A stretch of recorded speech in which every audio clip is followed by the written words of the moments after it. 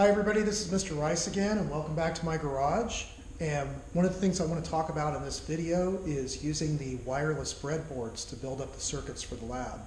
I found in the past that this was quite a challenging section of the lab, is actually building the circuits up, and it's essential to really understand how the breadboards are made to be able to successfully get the circuits together and test them and make them work properly.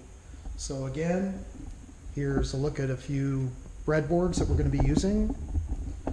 And obviously there's a bigger one that has room for many components. And we have what appears to be like a half size or a little bit smaller board. And then we even have little tiny ones such as this, which probably would be big enough to build most of the circuits that we're doing in the next few labs. If you notice that these boards have lots of little holes in them that allow you to put in wires, components, push in the leads to resistors and LEDs, things like that. So the important thing about that is knowing exactly how these holes are connected and laid out in order for your circuit to work properly before just plugging parts in. So let's start with going from the schematic to the actual construction of the circuits. So coming up here to the whiteboard, and Charlie is here with us again today, and he's thinking he might help us out if he gets a chance to.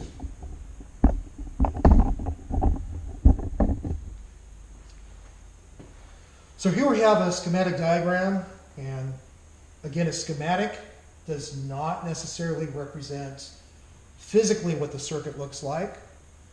But what it does show us is the conductors and connections to the components and the layout in that fashion, electrically speaking, and how things conduct. So we have the symbols here, which are things that you may have already seen.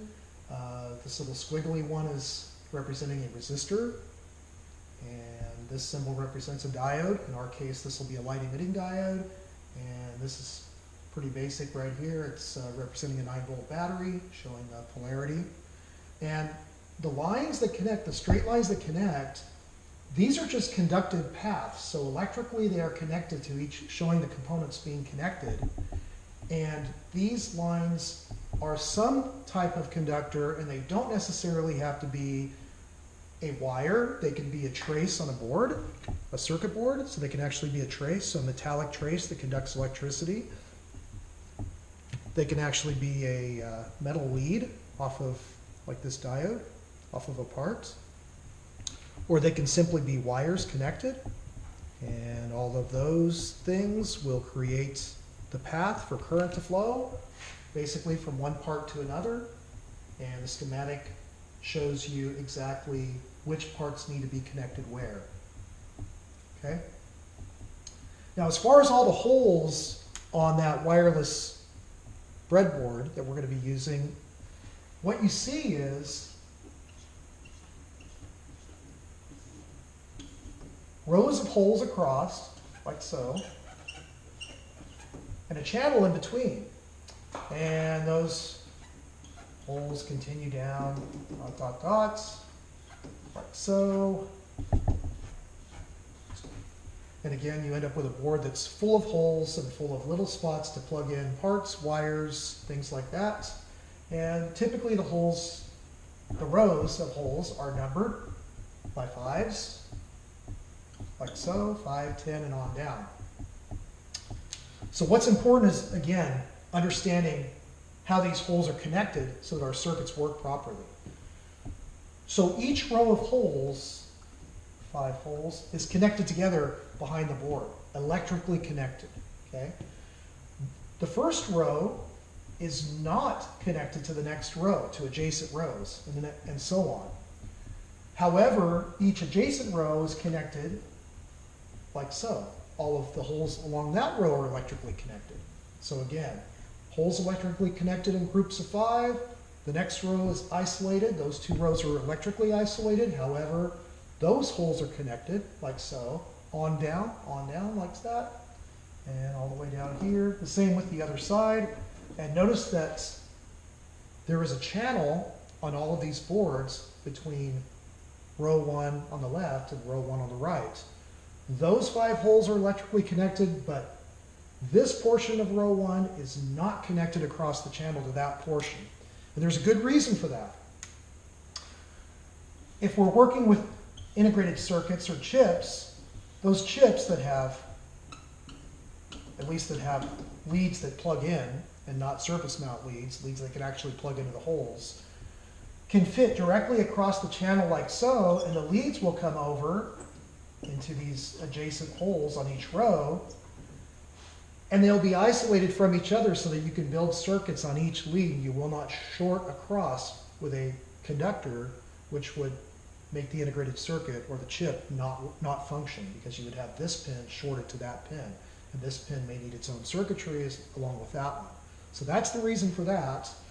And there's one more thing about these solderless breadboards, and that is that most of them, except for the really small ones, most of them will also have columns on both sides. And you'll see that there will be another set of holes along the side that may have an actual line drawn next to the holes, like so, like red line or a blue line. And in this case, all of these holes are actually connected, unlike the rows. These are connected by column. They are isolated from the rows, but they are connected all the way down the board in a column. And the nice thing about that, and again, I'm going to make another one. Just squeeze it in here next to the schematic.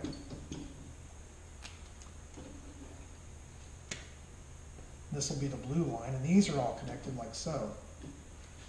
This makes it very convenient to connect a battery to these, the positive side to the red, the negative side to the blue, and make multiple power connections over to your circuit.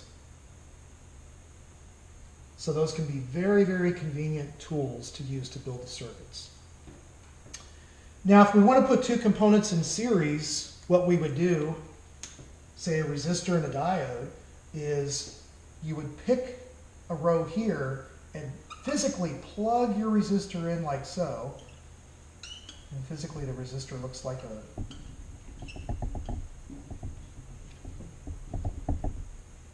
small cylinder, a very small cylinder. The other lead would go into another row, and this side of the resistor would be electrically connected to all of these holes, but not to these. So you're making an electrical path connection here through the lead of the resistor, down to a different row, so that maybe you can also connect another part, such as this basic series circuit.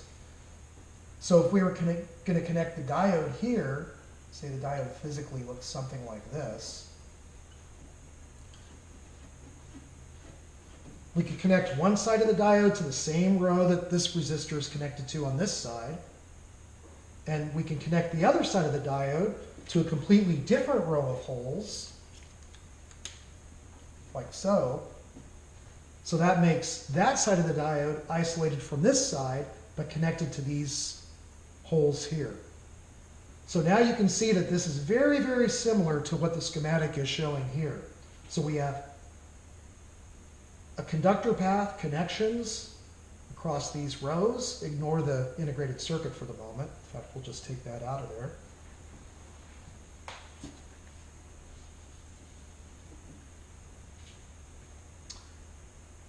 Through the resistor is a path, and then all of these holes are connected electrically, so we can have a path here through the diode and to the other set of holes.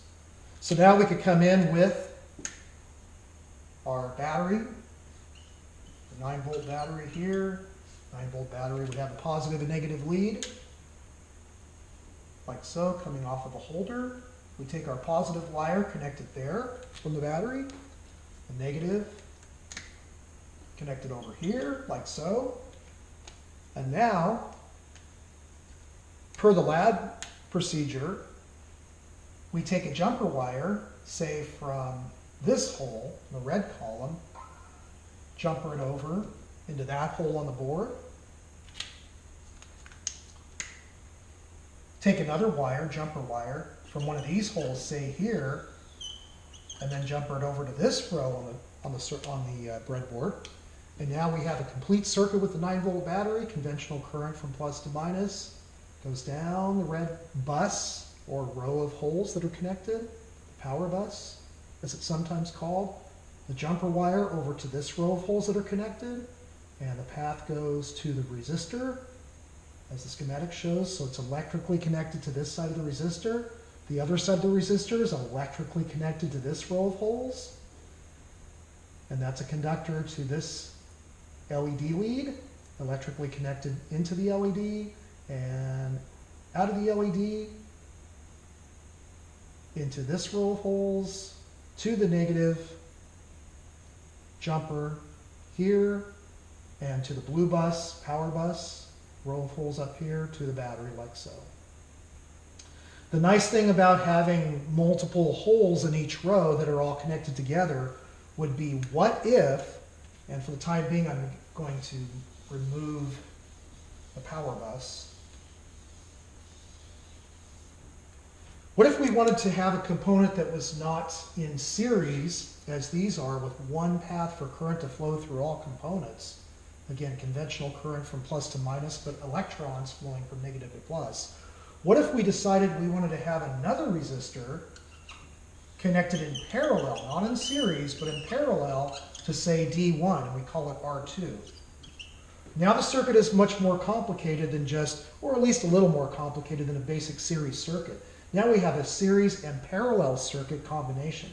Parallel circuit meaning multiple paths for current to flow. The current would split up between the two devices, come back together, and common connections from one side of the component to the other, rather than one side of one component going into another side of a component in series. This has common connections. This side of the diode, this side of the